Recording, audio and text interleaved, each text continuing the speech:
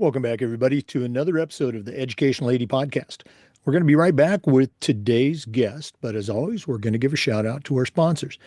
Now, you've heard me say before, these are all companies that I used as an athletic director. They're all great companies. I really recommend that you check them out. So take 3 minutes, listen to our shout outs, then listen to our interview, and then go and visit these sponsors. I'm telling you, you're going to be glad you did. Here we go.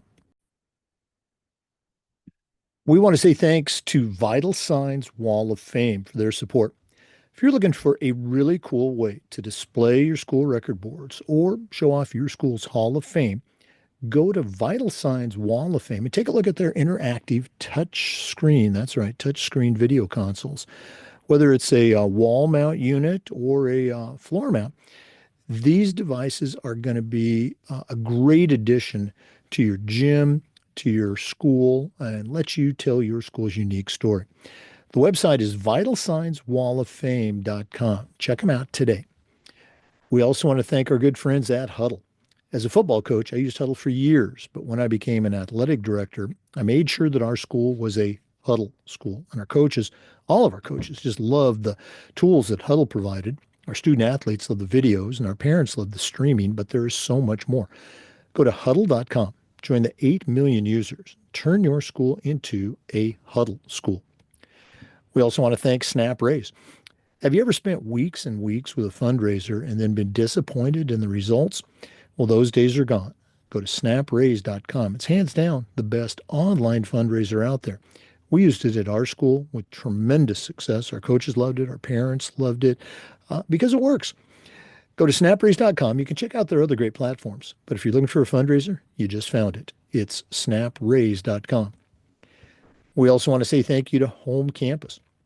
Home Campus is a platform that you're going to use every single day, whether it's scheduling, rosters, results, communication.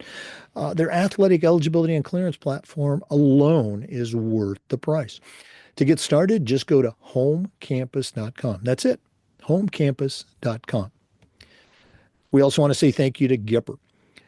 Your students are on social media, and if they're not seeing content that celebrates their accomplishments and promotes your program, you're missing out on a great opportunity. Go to Gipper.com. It's used and trusted by over 20,000 schools and colleges. And their team is going to have you creating world-class content in seconds, whether it's a social media post celebrating a big win or an entire newsletter sharing all the great things that your program's doing with your community. The team at Gipper is going to get you up and running in no time. It's so easy, even I can do it. Go to Gipper.com to get started. We also want to thank Ohio University and their online masters in athletic administration. Now, my assistant athletic director, along with thousands of others, got his master's through the Ohio University program, and it was a great experience. It's very reasonable, just 20 months, totally online. And while you're getting your master's degree, you're also completing 11 NIAAA leadership training courses at no extra charge. Go to ohio.edu/info/MAA. The Ohio University Online Masters in Athletic Administration. We want to say thanks to Sideline Interactive, indoor score tables and video boards. Go to sidelineinteractive.com and you can schedule a live web demo to see their score tables and their score boards in action. Probably one of the best purchases I ever made was our Sideline Interactive indoor score table. Go to sidelineinteractive.com for more information. We also want to say thanks to Hometown Ticketing. Hometown is the leading digital ticketing provider to schools and colleges. I don't think I need to say anything more. Go to hometownticketing.com. Their team is going to provide more support, more security, and more customization and help you create the best online ticketing solution. That's hometownticketing.com. And we'd like to thank Athletic Surveys by LifeTrack. Athletic directors already get feedback, but a lot of times it's from a very small group that just wants to complain. Athletic surveys will connect you to that group so you can hear their concerns, hopefully address them. But they're also going to connect you to the 98% that supports your program. And having that kind of data in your hands is incredibly valuable, especially when you're visiting with a frustrated parent, or maybe your principal, or even your school board. Go to athleticsurveys.com. They're going to create a custom survey that lets you take the pulse of everybody in your program. That's athleticsurveys.com. Check them out today. Welcome back, everybody, to another episode of the Educational AD Podcast. We're going up to Maryland today, and we're going to be visiting with somebody I think I can call an old friend. Our guest is Jessy Morgan. Listeners to the podcast should remember that name. Jessy was a part of our Small School Athletic Director series. That book is now available on Amazon. She's the athletic director at Garrison Forest School. Like I said, that's in Maryland. Has a tremendous background as an athlete, as a coach, and now as an athletic director. We're going to get to hear about all of that and more. So, Jessy Morgan, welcome back to the podcast. Thank you for having me back. It's great. I'm excited.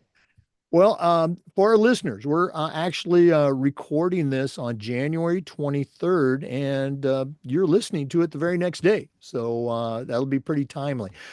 Jessy, we always like to let our listeners have a chance to get to know our guests. So give us that quick bio, where you were born, where you grew up. Maybe take us up through your high school days and into college, maybe. But what's the Jessy Morgan origin story? Oh gosh. Okay.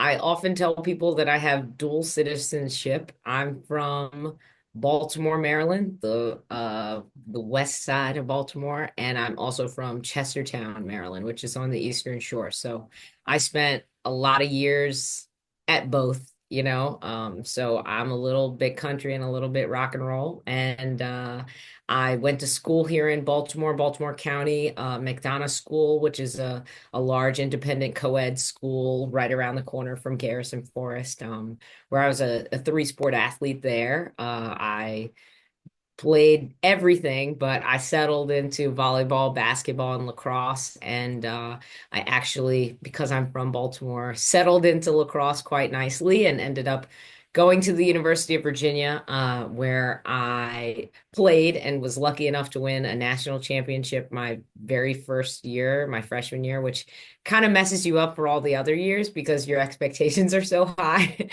So I went on to play in three other national championships, but I won the one, and I had a great, lacrosse experience, a lacrosse career at Virginia, and I couldn't have asked for a better experience. But I went on to coach. I went on to HR actually first, human resources, which I didn't even know what it was when when I got the job. But and then I then quickly transitioned into college coaching. And I coached at Howard University, which is an HBCU in DC, and I was the youngest collegiate head coach at the time. I think I was coaching girls that were 19, 20, and I might have been 22, 23. So I was the only coach and the head coach of that program for 3 or 4 years. And then I got the call from my alma mater to go back to Charlottesville and coach at the University of Virginia, which still to this day is one of the most rewarding experiences. And then I went on to coach at George Mason University, trying to get myself closer to Baltimore. And then this job became open, and I jumped at the opportunity to kind of get back home to Baltimore, be involved in athletics, be surrounded by lacrosse for sure, and dive into everything else. I love other sports. Lacrosse is okay, but I really do love other sports for sure. Yeah. We're going to hear all about your college coaching career and, of course, Garrison Forest. I want to go all the way back to, growing up in Baltimore.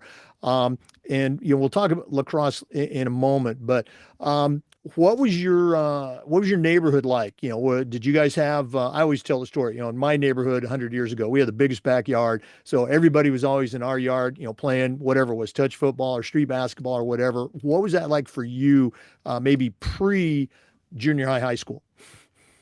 Okay, so in West Baltimore, the neighborhood is called Ashburton in Baltimore. It's historically called Pill Hill because a lot of the African American physicians in the city lived in Ashburton. So my grandfather was a physician in Baltimore for many, many years. He was a practicing physician well into his 80s and 90s, which is wild. His name is Dr. John S. Braxton. So we lived in our family home, and I was an only child, so I had no playmates, and there weren't that many kids on my block that played that were my age, and I had a basketball hoop attached to our garage. And I could confidently say that there were probably a few years in there that I played basketball 365 days a year. Like, I remember like a day like today where there's snow covering the ground, I would have plowed, gotten a shovel, plowed the driveway, and shot baskets every day, all day. So I can say that that definitely played a role in my basketball career for sure. Okay. And during those days, like I'm sure most kids, you're, 3 seconds on the clock. Jesse gets the ball. She shoots. She scores. Were those type of moments there? Oh, yes, I took a lot of bets on my driveway with people. Like, I bet you can't hit this shot for $20. I want, I want a few dollars out there for sure. I love it. I love it. All right, let's jump ahead. High school days. Now, for our listeners, Jesse, she skipped over that part of that she was a collegiate All-American as a lacrosse player, and coming out of Maryland and Baltimore, lacrosse hotbed. You did all three sports. When you were in high school, was there ever any like tug of war? Your basketball coach would say, you shouldn't be playing volleyball. You should be with us. Was that a thing when you were in high school? Ah, everything is timing in life, and I'm so fortunate to have been an athlete when I was an athlete where kids could still play three sports at a very high level. I played AAU basketball, I did club volleyball, and I did club lacrosse. And I don't think that that is possible now with because club infringes on other seasons. And so I was very fortunate.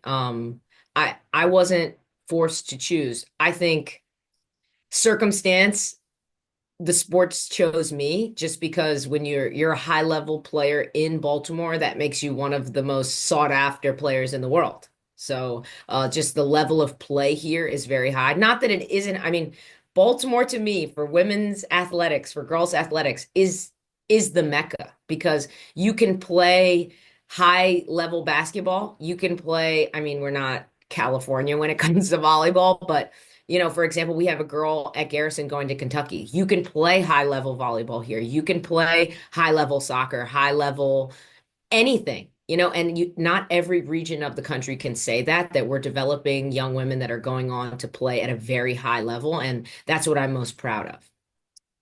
Oh, wow, I love it. And again, it's kind of up to us. Again, you're still, boots on the ground. You're an AD. I'm, on the periphery. I think it's up to us to encourage and promote that. Hey, yes, you can still play multi sports at a high level if you choose to. It's not easy, but you can do it.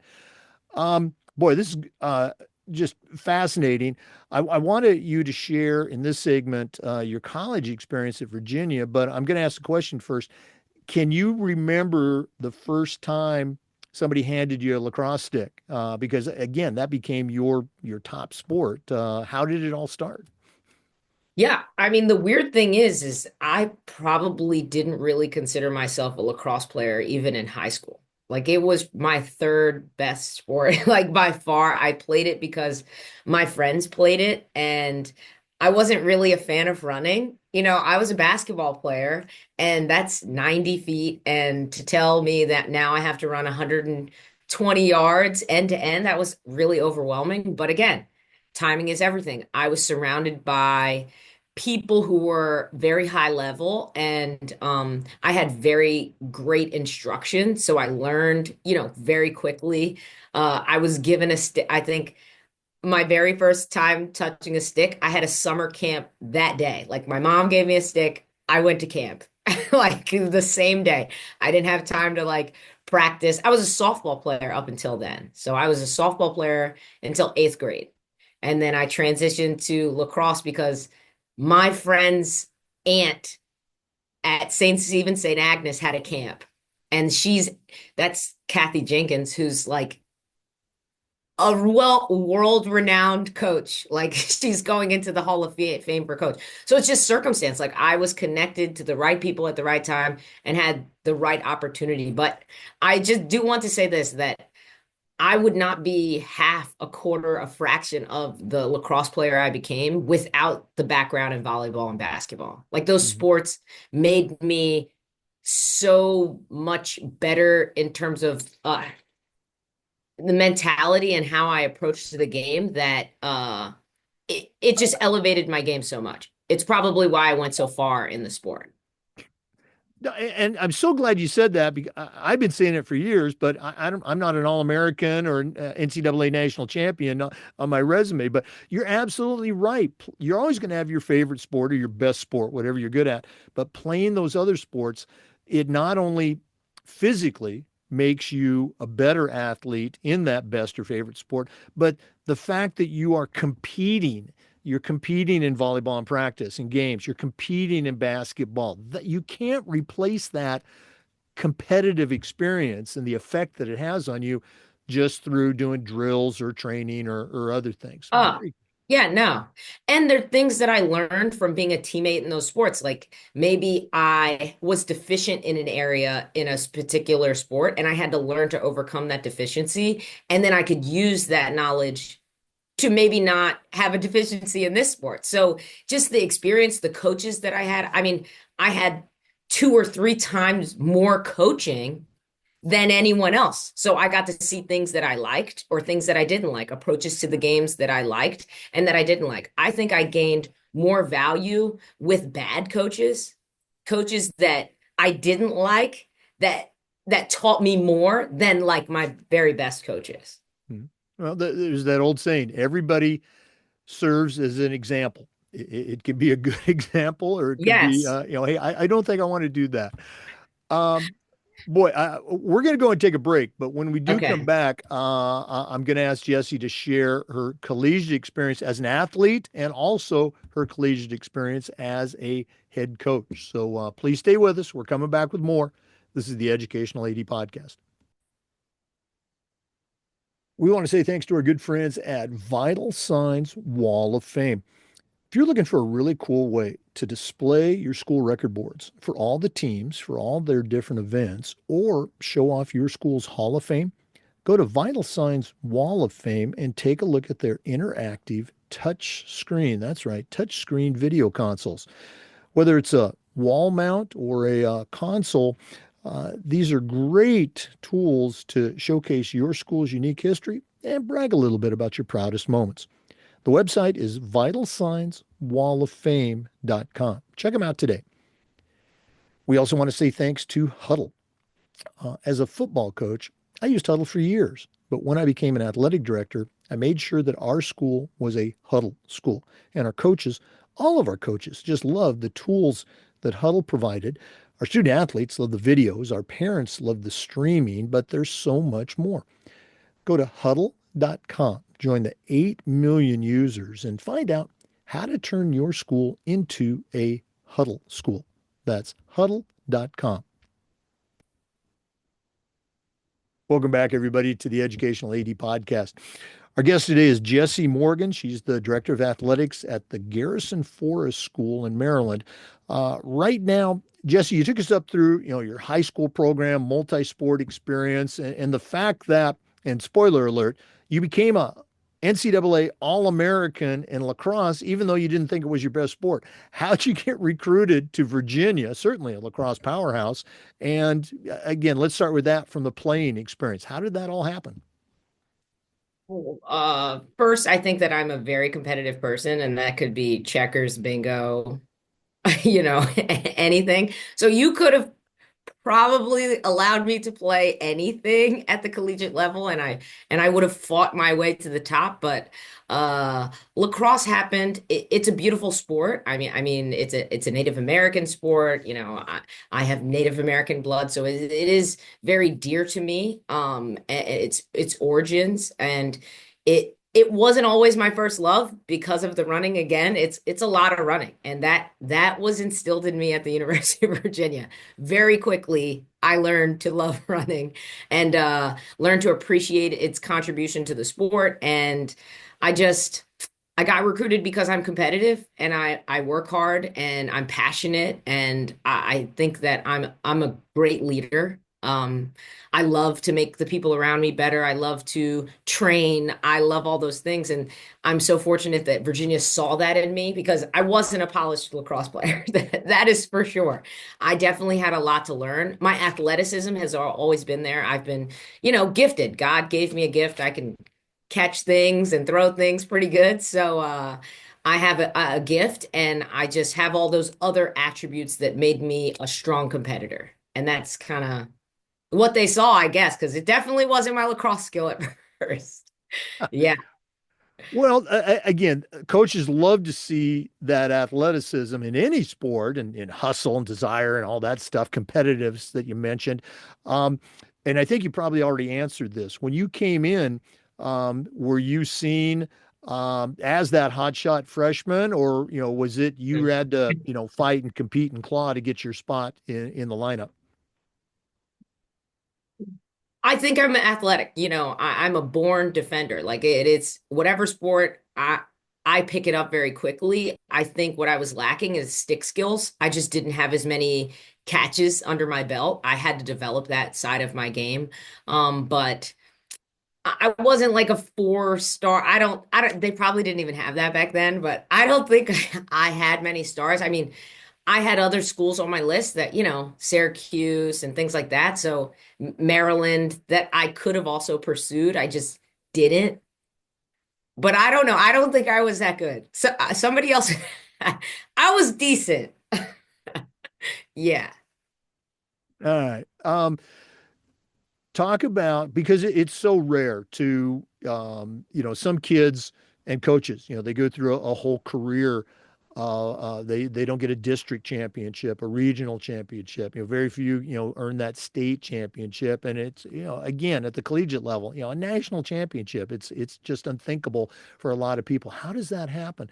What was that like for you? That you said the very first year. Take us through that experience. It's magical. I mean, I've played at a high level in different sports. I was a high level volleyball player. We won our championship in high school. But being a national champion means, you're probably the best in the world at that sport at that time. And I got to see the magic sauce that has to be created to kind of achieve high level success. Like a lot has to go right. Your mentality, your approach to the game as a team has to be great. You can't just be great individually, which we had great individual players. I mean, amazing individual players, but I saw what it took because I lost a couple. So I know what we were missing. So when we had it, I know what we had. And then again, a lot of knowledge comes from not being successful because I know what that felt like and then I know what not getting to the pinnacle felt like, and we were maybe missing cohesiveness or we were missing a dedication, and those things when you get to the very highest levels of play matter. Is everybody on the same page? Is everybody committed to this journey together? Is everybody committed to working out more and doing more stick work and shooting extra, and are we fighting for each other? Because if you don't have that, you're not going to win the very last game. You will be upset at some point during the season. So I'm happy that I got to taste that. I understand how fortunate I am to have been at that level, and I don't take it for granted for sure. Yeah, and you bring up such a great point. I remember as a young, I was probably late 20s, head football coach in Oregon, and at a camp, one of the speakers, his team, they were in the playoffs every year. I mean, even I remember in college, they didn't win, but every year they're semifinal or state finalists, and then they won the championship. And I asked him after the clinic, I said, what was the difference this year? Why this year? And he said, previous years we had more talent, previous this, but this was the first year we had no drama. We had no injuries. There were, and he talked about the situations. There were three games that in one play, it could have gone the other way and we would have lost, but it went our way. And he just said everything fell into place. There's just so many factors that determine, Oh, his, and as you talked about, that championship that just got to fall into place. It's not luck, maybe it's preparation, but I'm glad you shared that. Speaking of sharing, you mentioned that you kind of went straight from playing into the world of becoming a head coach. I was a head football coach at 25, way before I ever should have been a head football coach in high school. These phrase, you don't know what you don't know. That was me. What was it like for you becoming a head coach, literally right out of the chute? I think they got my best years of coaching, to be quite honest, because what I didn't know, just, maturity had to set in. Like I wasn't mature. I wasn't in a place to be mature about it, but my passion for the sport, my knowledge of the game was at an all-time level. Like I dedicated my life to the sport and studying and improving as a coach and being there. I mean, I woke up at 4 o'clock every day and drove to DC and got to practice, and we practiced at 5 a.m. for 3 or 4 years. And I had no problem with that. I mean, I loved it. So, that's when I just had the energy and vigor to do things like that. Now I have two kids and they kind of suck all the vigor out of me, but I I'm love it. still I'm the H in ADHD for sure. I am hyper and excitable still, but definitely Howard it was my most rewarding coaching experience for sure. We get a lot of younger ADs or people new to the AD world, and certainly new to coaching. Can you think back to, maybe that first year, those early years as a coach, something that you knew, this is something I need to do. This is a tool in my toolbox. Sorry for using that phrase. Yeah. Or maybe it was something that a mentor or someone shared with you. Hey, this is something, Jesse, you should try, that you're still using today, years later in your role as an AD. Anything stick out like that? Something that I do. I mean, I think coaching is a calling for me. I can't get away from it as much as I try. I think it's something that I've been blessed to have.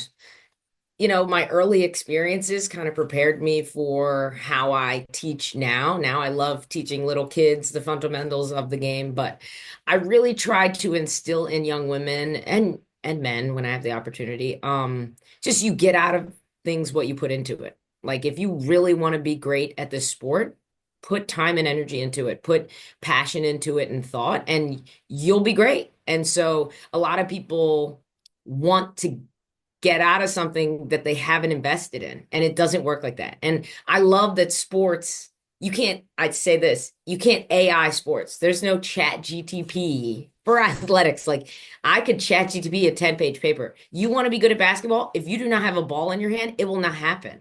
So I love that this is like AI proof.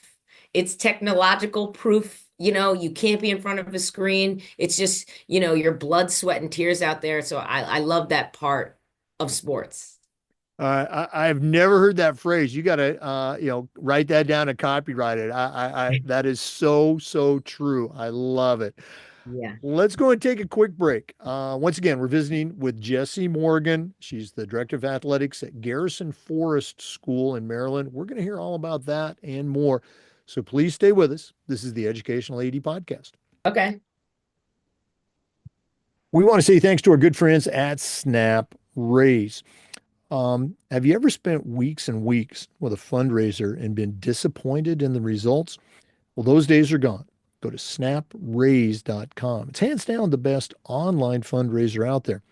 We used it at our school with great success. Our coaches loved it. Our parents loved it because it works. Go to snapraise.com. You can check out all of their other great platforms. But if you're looking for a fundraiser, you just found it. Go to snapraise.com. Don't forget to mention the podcast, snapraise.com. We also want to thank our friends at Home Campus. Home Campus is a platform that you're going to use every single day, whether it's scheduling, rosters, results, communication. Even if your state has a platform for all of those things, Home Campus's athletic clearance and eligibility platform alone is worth the price. Go to homecampus.com to get started. That's it, homecampus.com. We also want to thank Gipper. Your students are on social media, and if they're not seeing content that celebrates their accomplishments and promote your program, you're missing out on a great opportunity. Go to Gipper.com. The team there is going to have you creating world-class content in seconds, whether it's a social media post celebrating a big win or an entire newsletter sharing all the great things that you're doing in the community. The Gipper team will have you up and running in no time. It's professional graphic design made easy. How easy? Well, it's so easy, even I can do it. Go to Gipper.com to get started. Don't forget to mention the podcast. That's Gipper.com. Once again, welcome back to the Educational AD Podcast. Jessy, your journey as a college coach brought you back to the Baltimore area as an athletic director. So share with our listeners how that journey happened. How did you end up at Garrison Forest School? Well, I do love Baltimore, and my end goal was to end up somehow close to the city that I love. And coaching jobs are hard. Most great coaches in this area keep their job for 20 years. So it just I couldn't see it happening. I couldn't wait for an opportunity to open. So it was COVID or before COVID actually. One of my former players from Virginia is a long time, dedicated Garrison Forest alum, and she worked here, and she told me a bit about the opportunity. Like, hey, you should consider being the AD at Garrison Forest. They need an athletic director, and I think you would be great for it. And the rest is kind of history. I think that I am very well suited for this position. I'm passionate about athletics. I love the area. I'm very knowledgeable about, independent schools in this area because it's like nowhere else on earth. So if you're not from here, there would be a bit of a learning curve, but I just jumped right in and I've enjoyed every day thus far. Um, Certainly those leadership skills that you used as a college head coach, are coming into practice. I already used the phrase, you don't know what you don't know. Um, Sitting at the athletic director's desk, what were a couple of things that you found out that you didn't know about being an athletic director? I mean, there's a lot. The better you understand the intricacies of every sport, the better you can be at directing, right? Like I just can't be uh, a layman in badminton. I can't not understand squash and the culture of squash and how it works, and I can't not understand tennis and how to construct a court and what needs and the special ball and you go into it. I know three sports very well, but I need to know 12 or 13 sports very well. So just educating myself on the culture of each sport, how they operate, where best to find coaches, how to equip your team the best. You want your team to be equipped well, and you can't just go out and arbitrarily pick things. Like you need to know what the best equipment is for them or the best surfaces. We play field hockey. It has to be on a great surface. So I have to research and be knowledgeable about like everything in every sport. So that takes some time for sure. And again, that's another great point that you bring up. The last school that I worked at as an AD, where I spent a number of years before I retired, was the first school I had ever had that had a pool and had a swimming team. And you're absolutely right. I had to learn about not so much the pool maintenance. We had a facilities person to do that, but just the athletes, the parents, their culture. It was a different experience. Um, Having spent a number of years at independent private schools myself, I'm sure that you don't have any parents at Garrison Forest that would be considered high maintenance or entitled or anything like that. But what are some ways that you try to head off? Me, I was a football coach, and everybody knew it. Not at my last couple schools, but everybody knew I was football, I was track. How do you avoid your parents saying, well, all Coach Morgan cares about is lacrosse. She doesn't care about the swimming team or the squash team. What are Oh some yeah. ways that you try to head that off? Because I know you care about the squash team, but how Yeah. do you let your parents see that? Uh, First, I'm very transparent. I mean, I'm a very direct person by nature, so I say it. I say like I I know that you probably think I love lacrosse, but it's not even my favorite sport. So it's not even close. So I say it. I'm very direct with people, but I've always coached from the bottom up and I give love to players. You know, you're only as good as your very last player, and are they engaged, and are they, feeling love from you? So I kind of AD the same way. I try to give attention and love and care to the sports that probably don't get a lot of attention, and I try to go above and beyond for them. Like we'll go to I'll make all the managers or players come to a squash squash game. They might not know the rules, know anything that's going on, but we're going to go and cheer because these girls need support too. And the low-hanging fruit, the lacrosse, the field hockey, they get love, and it's important that I continue to foster growth in those areas. But I love the sports that no one is worried about. I'll go down and play badminton with the badminton team and things like that. I do everything that I can, but transparency and communication is key. Key. And I can tell you that I have fallen short plenty of times, but I still daily try to improve upon my communication with parents and families. Again, another great tip. You got to save some of these tools for the toolbox segment. Okay. Um, I remember at a couple of different schools, I would go to, the first golf match or a cross country race or the pool, the first swim meet. And the kids usually, but some of the parents would say, we've never had the athletic director come to our events. And so, yeah, that is just the credibility, for lack of a better word, that you earn by showing up and being there and being seen, and then supporting those kids. Hey, great job at the swim meet yesterday. Was that a personal best? They know that you were there, or they know you were not there too. Um, let's talk about Garrison Forest. You've been there for a few years now. Successful program. Better now. What are some things that you're particularly proud of at the school? Maybe it's an initiative that you brought in, or maybe it's something they've been doing for 100 years. I'm particularly proud of the girls that we send on to play collegiately. And I think that we're doing it at a level that other schools in our area, they might be bigger, they might have more girls, they might have bigger, better programs, but we're sending the most girls. Our numbers are, the percentage of girls playing versus the girls that go on, very high, very high. And I am hugely, that is a massive success for us. Like that is my end goal. And it doesn't matter, D1, D2, D3, NIA, I do not care. The fact that you are passionate about a sport and you want to go on to play it at the collegiate level, that's like beautiful to me. That is like my coaching tree expanding. And that's how you know that you're successfully instilling love for athletics in these young women. So, the last 2 years we've had 21, 19, 18 girls going on signing NLIs. That's a thing of the past, but we've had very large national letter of intent days here at Garrison. I'm glad you brought that up. National letter of intent versus NIL. I'm going to ask a left field question here. Um, Okay.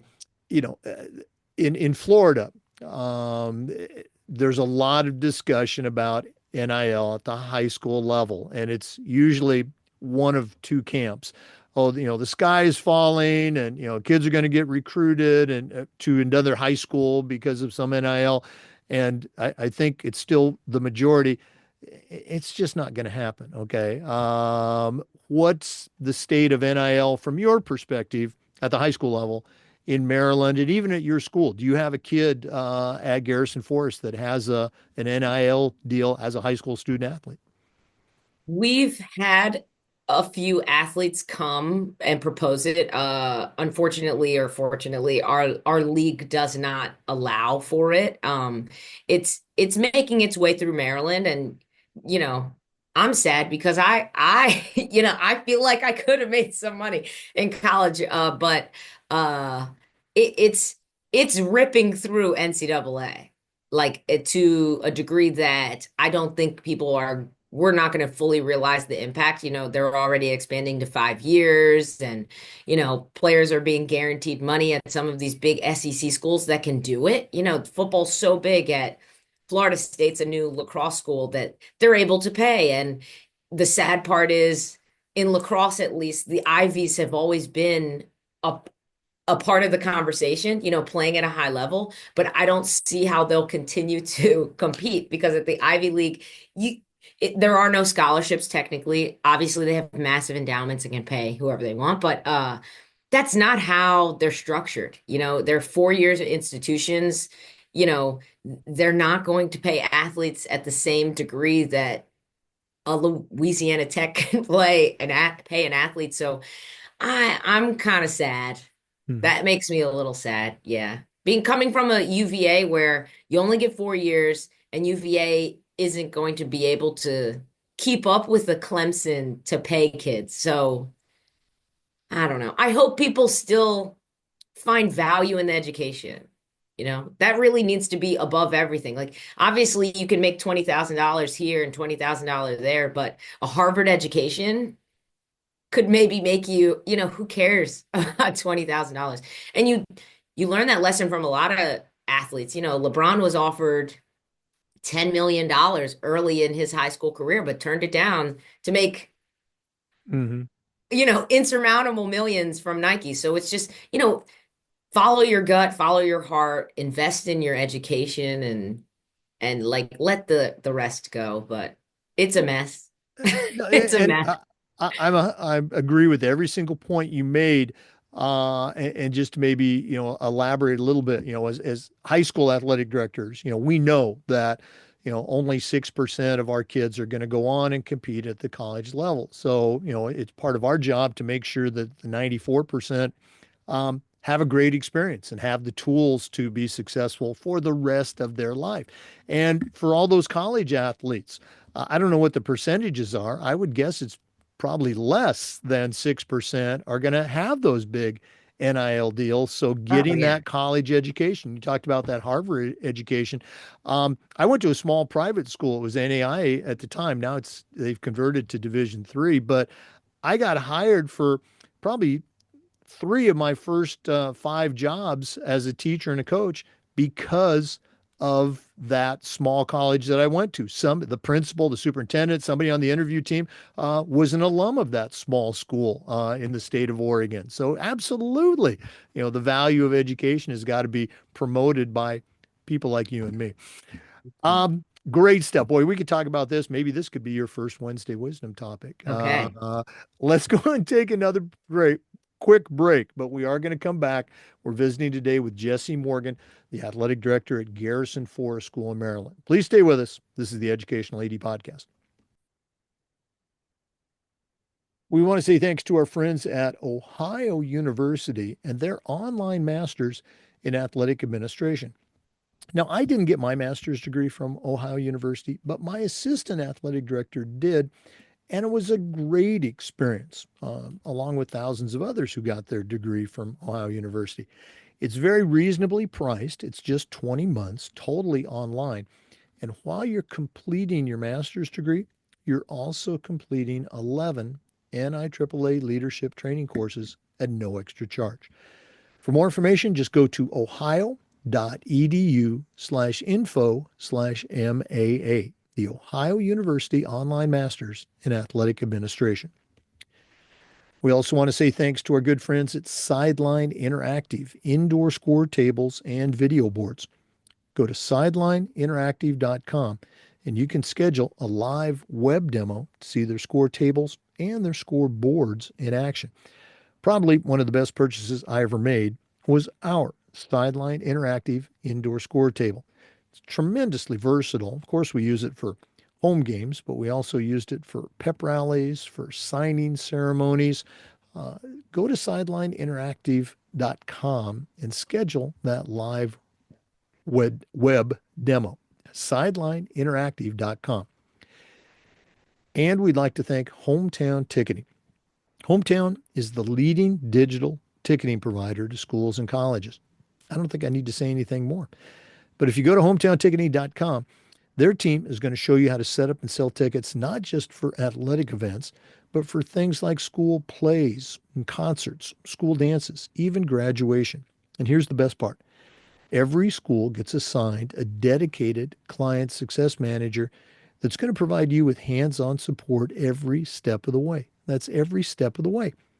Go to hometownticketing.com to get started. It's digital ticketing that offers more. Okay. Hey, welcome back, everybody, to the Educational AD Podcast. Our guest is Jessy Morgan. She's the athletic director at Garrison Forest School in Maryland. Uh, Jessy, you and I were talking during the break. We both, work, or I worked as an official. We lead athletic departments. We have coaches that we're trying to lead. We have parents, God love them, that we're trying to lead in this whole area of relationships with officials and sportsmanship and all that. What are some, I guess, tips that you can share with our listeners? How do you navigate all of those different minefields as a leader? There are plenty out there. You have to be on your P's and Q's, but something that I kind of follow is that, I coach and I lead through passion and love. Like I love what I do. So it starts there with I need the people around me, parents included, to understand that like I love this and I love your daughter and I'm going to do what I feel is best. But sometimes, like everything else, we were talking about officiating, you can make a bad call. That's just the nature. It's a part of the game. And when you respect somebody, you give them enough respect to make that bad call and still be respectful. So, I love communicating with parents and getting their perspective. I have a daughter, I'm at an all-girls school. I have a daughter. I know all these young women are special. You're special little angel. And I treat them with that understanding that these young women are your pride and joy and they couldn't do no wrong and they're so amazing. But, sometimes they make mistakes. Sometimes parents make mistakes. Sometimes I make mistakes. And we're just going to give each other grace and communicate through it. So communication is paramount. I mean, and there are so many different ways to do it now. We have Instagram and TikTok for now and email, which, you lose tone, you lose the connection. I love nothing more than to sit with somebody at a game and talk about their daughter as we're watching the game. Like that's my favorite thing to do, but I don't always get that. And yeah, I build on like real personal connections without crossing that line of I call everyone Mr. and Mrs. Like that is important. I learned that at Virginia from Julie Myers. Like, I don't care how old you are, I don't care how old I am, but you're going to be Mr. Brooks or Mr. Morgan or Mrs. Morgan. I don't refer to anyone by their first name. Okay. I love that. That's a great idea. Okay, I've got a Mhm. very specific question for you, so bear with me. You mentioned, you've got a daughter. You're talking with your parents. Hey, I've got a daughter. I understand. I had two daughters, or we had, two daughters and a son. Um, how do you help parents understand? You get it because you're an athlete, you're a coach. You already know this. Their child is only going to get better through hardship and failure and getting up and trying again. You know that. So many parents have not gone through that experience as athletes, and they want to remove any chance of failure, any obstacle that their precious, angel is going to experience. How do you convince them in a positive, nurturing, helping way when sometimes you want to say, just get the heck out of here? Yeah. How do you convince them this is what their child needs to experience to get better? You've heard several times in my own experience how I really have gained more enlightenment through my failures, and that's in life. Like, hopefully we're all learning from our mistakes as not to repeat them. But sometimes I can't convince people. A big one that happens all the time is, I have this rule, this arbitrary rule that people hate, that there are only two captains. in each sport. And that's just to provide an equitable opportunity to every sport. So every sport is represented equally. So, like, let's say we don't have football, but football, it'd be two, and squash is two, and basketball is two. And those are your representatives, and you have two. And people hate it sometimes because they want four and five captains. And I'm just like, five people aren't needed to lead anything. Like you don't need that many people. But we do too. And I've had parents like, you're destroying my daughter's life. The fact that she hasn't been, and I make the players pick the captain. Like coaches don't pick captains because I think young women can be different towards a coach than they are to their teammates. And I want the team to really choose who their leaders are. So sometimes parents disagree with this, and I'm not here to convince them. It's just my boundary. Like I'm the AD and I get to make this rule. And I believe in it. And I feel like your daughter not being picked captain by her peers is a lesson, and she could be the most successful player we have. She could be great. And the most important thing you can do as a parent is help her learn from this lesson. What is she not doing to lead, for her peers not to think of her as a leader? That is what we should be focusing on, not me. So that's something, a point of contention that I deal with pretty much every year, but I go at it the same way every year. I was actually, when I was phrasing my question, I was thinking in my head, uh, the quote, "Oh, you're ruining my daughter. You're spoiling their senior season." I didn't say it, Yeah. but again, you and I, we seem to be right on point with Yeah. that. Um, I was supposed to do this in the previous segment, but I'm going to do it right now. And we'll also do it at the end of the podcast. If one of our listeners wanted to reach out, pick your brain a little bit, or just add you to their network, what's the best way that they can get a hold of Jessy Morgan? I mean, there's email, there's Instagram. I'm JMO Lax on Instagram, and you could direct message me. I guess that's an easy one. JMO Lax, JMOLAX. And I kind of I respond to that. I have limited my social media exposure, so that's not readily available, but I don't check it all the time, but that's a good way to get a hold of me. And then my email is jessymorgan@gfs.org. So Garrison Forest School. Jessy spelled with a Y, JESSYMORGAN. I love it. Yeah, J Molax. And again, we follow each other on Instagram. Yeah. This has been so very cool. We are definitely going to have to get you back on the podcast, but we're not done yet. We always wrap up with the athletic director's toolbox. Now, you certainly shown that you know your way around the world of athletics, but we're going to take our final break, hear from Athletic Surveys, who sponsored this segment. And when we come back, I'm going to challenge you to send out a brand new athletic director on their very first job, but I'm only going to let you put 3 items in their toolbox. So let's take that final break. And when we return, we're going to see what Jessy Morgan, Jessy with a Y, puts in her new athletic director toolbox. We'd like to thank Athletic Surveys by Lifetrack for sponsoring the AD Toolbox segment. In my school, we use surveys for just about everything, for student athletes, for coaches, for parents. And here's the cool thing. The information that would come back was almost always over the top positive, and it'll be the same for you. But we also got to hear from those squeaky wheel parents, or maybe a student athlete that had a concern, and we could address those before they turned into something big. But having that data from the other 98% of your stakeholders was incredibly valuable, especially when you were visiting with that frustrated parent, or maybe your principal, or even your school board. Go to athleticsurveys.com. They're going to create a custom survey that lets you take the pulse of everybody in your program. That's athleticsurveys.com. Make sure you visit them today. Well, it's that time of the podcast. We've been visiting today with Jessy Morgan, has an incredible background as an athlete, as a coach, and now as an AD. But right now, I'm going to challenge her to send out a brand new athletic director on their very first job, but I'm only going to let her put 3 items in the toolbox.